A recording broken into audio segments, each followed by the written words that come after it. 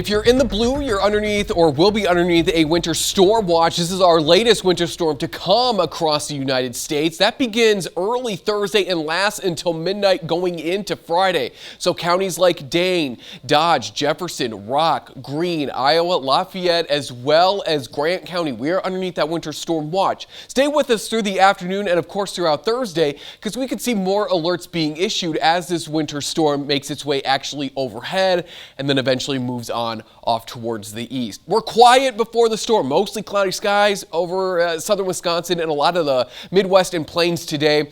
Our first system that brought us rain continues to push off into parts of Canada, but its cold front is acting almost like a guiding hand, bringing this system out of the desert southwest, out of the Four Corners, and moving it northeastwards. That's typically what we see, is the trailing cold front with one system helps move in that second system. And you can see kind of the path that we're expecting it to take, marked by these winter weather advisories, those winter storm warnings in the pink, and then of course overhead here, those winter storm watches. Temperatures are going to continue to fall throughout the day, but we're still holding on to those mid to upper 30s in Fond du Lac south into Janesville. A little bit cooler off towards Viroqua, Boscobel, Lone Rock hanging out in those low 30s. So let's get right into it. These are kind of what we're expecting in the way of snow totals as we move into and throughout Thursday across extreme southeastern parts of Wisconsin. As trends continue to kind of move this system a little bit to our south and east, it's going to pull those higher totals with it too. But in the dark blue, that's upwards of a half a foot to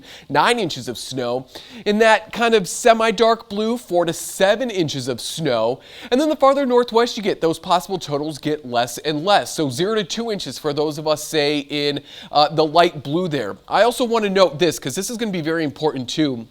There's going to be a sharp cutoff from kind of those minor accumulations to more of those significant ones. So if you're within this kind of boxed area, that's where you're going to see that really sharp cutoff, and maybe you might not get a lot, but your neighbors down the street might get a little bit more, as there's going to be a little bit more moisture farther south and east.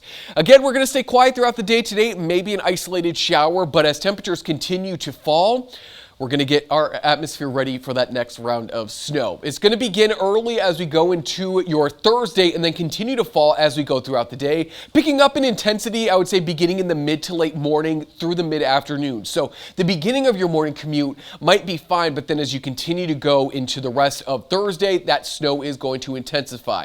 And again, trends are pulling this farther south, so maybe we might not see as much snow farther north and west, but here's a chance at who could see at least 2 inches of snow by the time Thursday is done. And again, notice where those greens and those blue meet up. That's that tight cutoff that we were talking about. And this is going to be that wet, heavy snow since it is coming out of the south. So we'll get those shovels and the snow blowers ready today. 40s, that was earlier today. Temperatures are going to fall throughout the day, as I said. Upper 20s on Thursday, mid 20s Friday, and then we're going to do some serious melting over the weekend. Looking quiet and sunny both Saturday and Sunday.